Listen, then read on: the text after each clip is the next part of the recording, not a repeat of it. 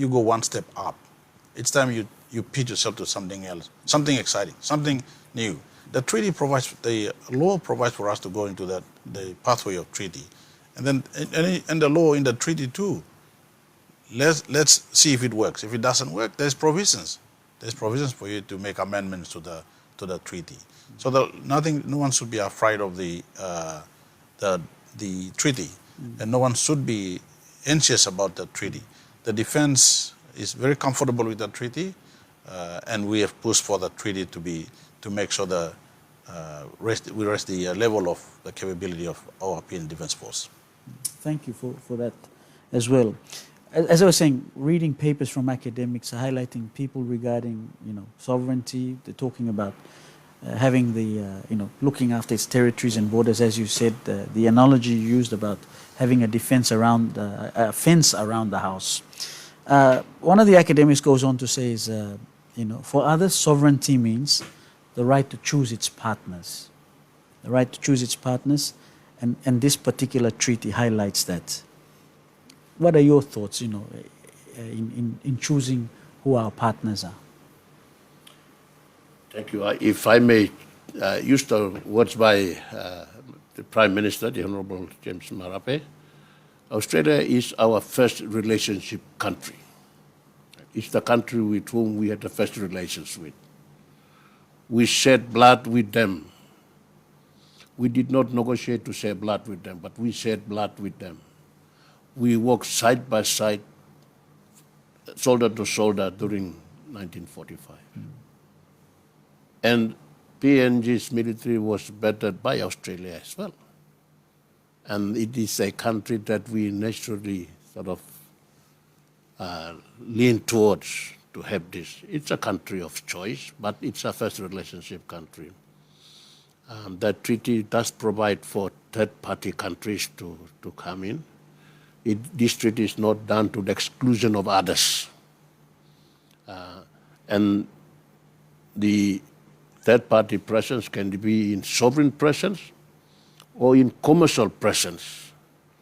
Some of the present-day infrastructure that we have got dual use for military and for civilian use as well. So we have infrastructure areas and all these things. So the language of the treaty is done in a way that our right to determine who we choose to engage with in these fields are open to us. It is not something that we'll go to Australia and say, oh, I want to engage with, let's say, Fiji. Will you permit me? Or I want to engage with Afghanistan. Will you permit me? These sort of questions. No, the question is mine and mine alone to determine. So I have this sovereign decision-making authority in terms of relations outside of this treaty. Going forward, to both of you secretaries, and we're talking about the process of ratification. One would assume it's going to happen in this next Parliament session in Parliament in October. What are some of the maybe more contentious debating points that you would assume might come out from this? And I'm sure that the opposition and people, members of Parliament in their own rights are already asking questions, and they will ask that on the floor of Parliament before the ratification happens. What are your thoughts about this? Maybe Secretary Wohengu and then Secretary Akipe. Thank you, Steve. I guess the main issue that we've been hearing about is the sovereignty issue. And, for us, for me, as the Foreign Relations or Foreign Secretary, the ability of a country to uphold and maintain its territorial integrity and sovereign independence is very, very critically important. We must be able to not only speak of our sovereignty, right? We must be able to demonstrate our ability to defend our territorial integrity and our sovereign independence. The foreign relations part of it is to speak of it. The other part of it is the military part of it. So what makes a nation a nation?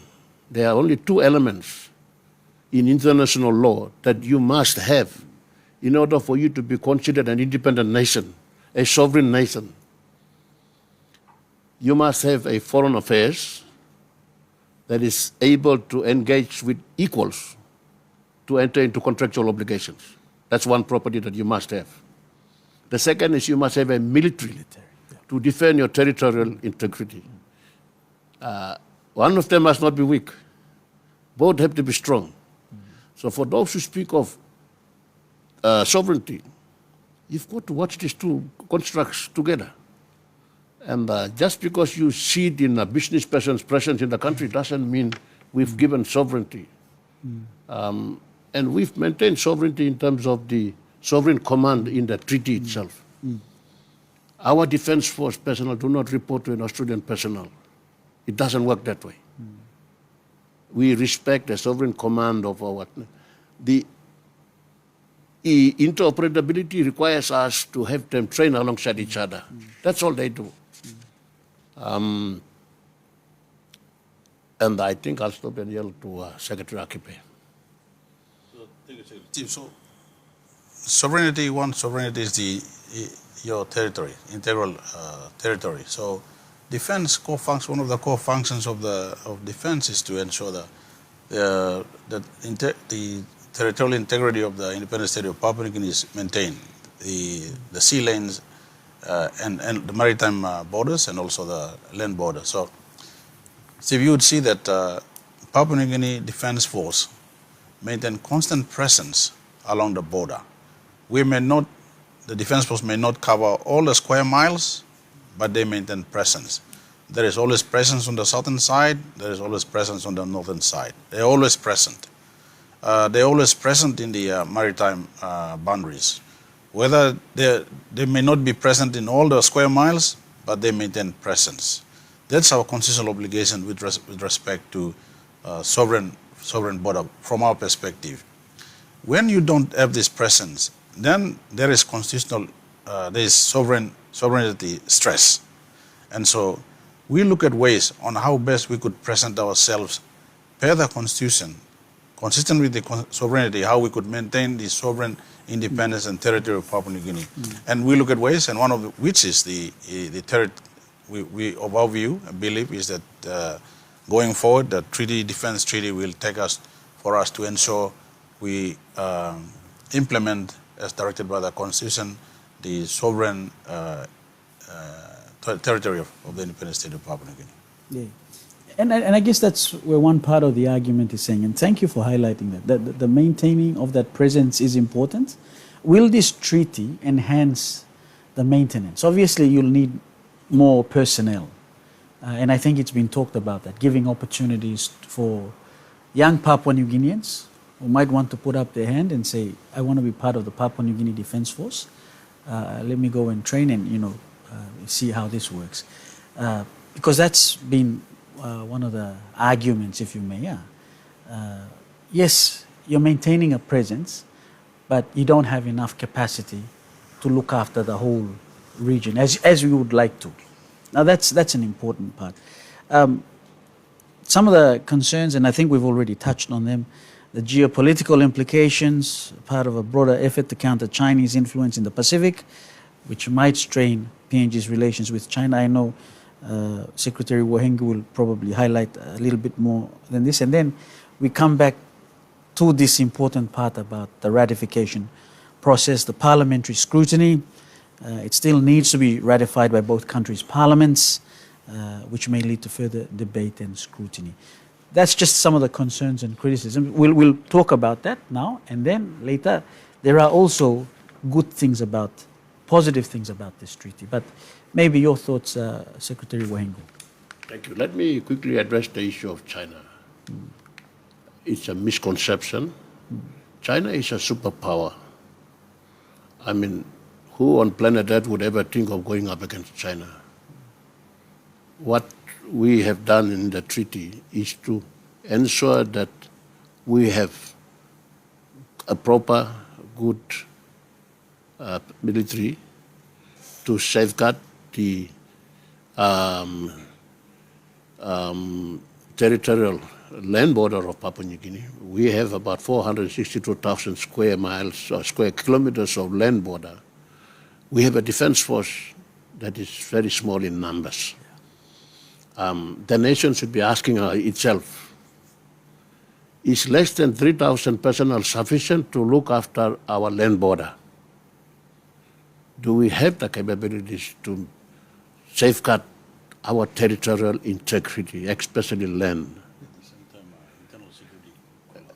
And we have about 3 million square miles of ocean to cover. Do we have sufficient personnel out there to do that? That's the question that a nation should be asking. Is our house strong? Is our fence strong? That's the question this nation should be asking. When I first took on this responsibility to negotiate a treaty, I asked my colleagues, what is your ideal military? What do you want from your military? We recently have, on our maritime space, we have illicit drugs being brought in and exchanged. We are unable to cover the entire spectrum of maritime area to manage illicit activities that are taking place. Illegal fishing, the theft of our fishery resources to poachers. We have human smuggling going on, drug trafficking, all these activities are taking place. We have no capacity to do that. The nation should be asking itself. We have land border issues where we have transshipment of people, transshipping drugs, illegal border crossing, human beings, human smuggling, all these things happening. We don't have the capabilities.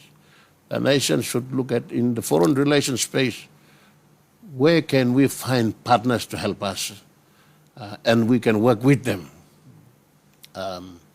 This is nothing to do with China. We have relations with China. We have commercial relations with them. We have business relations with them. We have military security relations with them, programs with them. They are participating in our military space as well, in our security space as well. For those who don't know, they are helping us to look at potential of assisting in our infrastructure as well. And discussions are ongoing with them. So for people to suggest that this is a counter to China, I mean, they are with us in the commercial business and trade and investment and even security space. That's not true. We want to find weaknesses in our own places and strengthen it for our own good. That's the whole idea behind that treaty, to find peace through strength and for our own internal peace of mind. Our citizens should wake up, sleep in peace, and wake up in peace and know that there is somebody out there looking after them. In Parliament, the treaty process is such that it's the property of Parliament. Parliament will take its own course. It's got its own set of regulations as to how it deals with treaty matters. I will not want to discuss that, but I would encourage citizens to dovetail their responses or their comments back to their respective MPs. I'm sure every one of us in this country have got an MP to go to. If they don't know, then maybe go to Governor Pakop or somebody to take that discussions for them, for those who are in this city. I would be completely surprised if no one has an MP. Having said that, the main issue that I see there's as you said, people out there are commenting about this in relation to third-party presence. We have, as I said, this treaty is not done to the exclusion of others. And we are at liberty to discuss with them. We have now Papua New Guinean military personnel also studying in China. And I don't know where they're getting the facts from to come out and tarnish our own military itself.